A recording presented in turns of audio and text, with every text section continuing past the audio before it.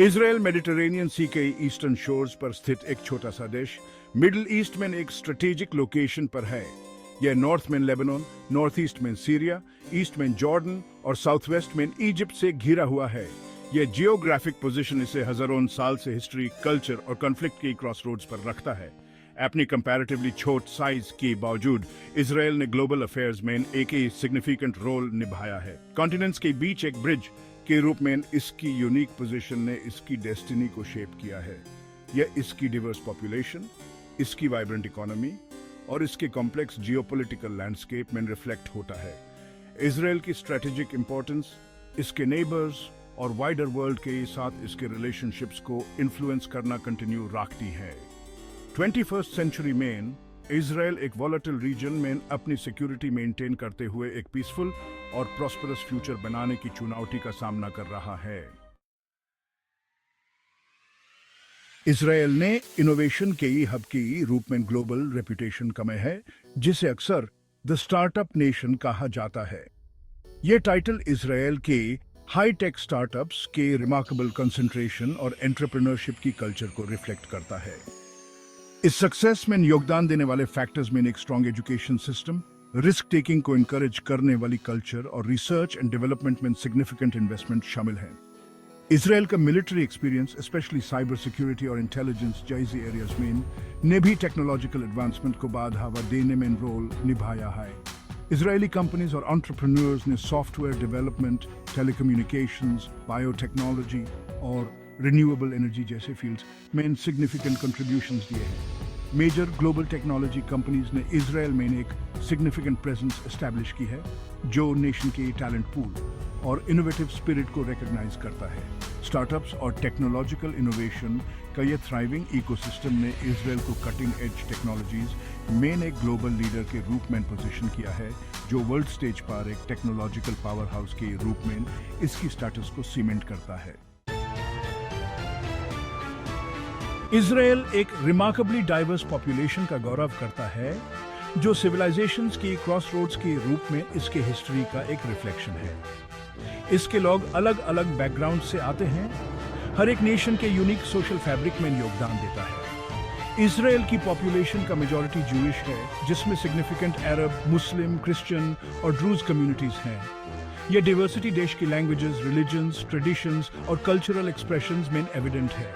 Hebrew और Arabic Israel की official languages हैं, जो इसके ज्यूइश और अरब सिटीजन्स की कल्चरल हेरिटेज को रिफ्लेक्ट करती है। देश रिलीजन की फ्रीडम को रिकॉग्नाइज और रिस्पेक्ट करता है, जिसे अलग अलग फेथ्स के लोग अपनी बिलीफ ओपनली प्रैक्टिस कर सकते हैं। यह कल्चरल मोज़ेक इसराइली सोसाइटी की रिचनेस और कम्प्लेक्सिटी में योगदान देता है। वाइल डाइवर्सिटी चैलेंजेस प्रेजेंट कर सकती है, यह क्रिएटिविटी, इनोवेशन और एक वाइब्रेंट कल्चरल लैंडस्केप को भी फोस्टर करता है। सेक्शन 4, एक राष्ट्र का बर्थ। इसराइल का मॉडर्न स्टेट 1948 में एस्टैब्लिश हुआ था, जिसे एक ज्यूइश होमलैंड के लिए ज़ायोनिस्ट मूवमेंट की एस्पिरेशन पूरी हुई। यह historical event decades of struggle और पॉलिटिकल मैन्यूवरिंग के बाद आया। इसराइल की एस्टैब्लिशमेंट को सेलिब्रेशन और कॉन्फ्लिक्ट दोनों के साथ वेलकम किया गया। आसपास के अरब नेशंस ने एक ज्यूइश स्टेट के क्रिएशन का अपोजिट किया, जिसे 1948 का अरब इजरायली वॉर हुआ। अपने अर्ली ईयर्स की चैलेंजेस के बावजूद इसराइल परसिवियर रहा। नेशन ने पूरी वर्ल्ड से ज्यूइश इमिग्रेंट्स की वेव्स को अब्सॉर्ब किया, ग्राउंड अप से एक सोसाइटी और इंफ्रास्ट्रक्चर का निर्माण किया। इस पीरियड में इजरायली इंस्टीट्यूशंस का डेवलपमेंट, एग्रीकल्चरल लैंड की कल्टिवेशन और एक स्ट्रॉन्ग डिफेंस फोर्स का इमरजेंस देखा गया। इस फॉर्मेटिव एरा की लेगेसी आज भी इसराइल की नेशनल आइडेंटिटी और सिक्योरिटी और डिप्लोमेसी के प्रति इसके अप्रोच को शेप करती है। सेक्शन 5, रीजनल रिलेशंस से नेविगेटिंग करते हुए। अपने हिस्ट्री के दौरान इसराइल को अपने नेबर्स से कई कॉन्फ्लिक्ट्स और सिक्योरिटी थ्रेट्स का सामना करना पड़ा है।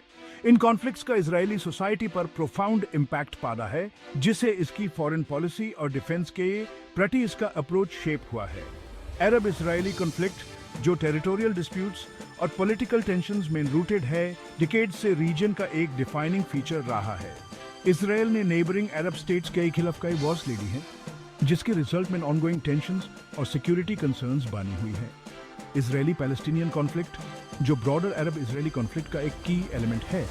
पैलेस्टीनियन स्टेटहुड, केई क्वेश्चन और जेरूसलम के फ्यूचर पर केंद्रित है। इस कॉन्फ्लिक्ट ने वायलेंस के साइकिल्स को जन्म दिया है और रीजन में पीस और स्टेबिलिटी के लिए एक मेजर ऑब्स्टिकल बना हुआ है। इन कॉन्फ्लिक्ट्स पोज की गई चैलेंजेस के बावजूद इसराइल ने डिप्लोमेसी और नेगोशिएशन के थ्रू कंसिस्टेंटली पीसफुल रेजोल्यूशंस की कोशिश की है। पीस और सिक्योरिटी की परस्यूट इसराइल के लिए एक पैरामाउंट नेशनल प्रायोरिटी बनी हुई है। सेक्शन 6, एक ग्लोबल इनोवेशन हब।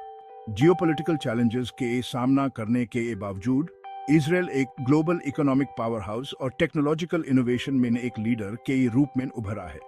इसकी इकोनॉमी ने रिमार्केबल रेजिलियंस और ग्रोथ डेमोन्स्ट्रेट की है, जिसे इसे एक हाई इनकम कंट्री के रूप में रिकॉग्निशन मिली है।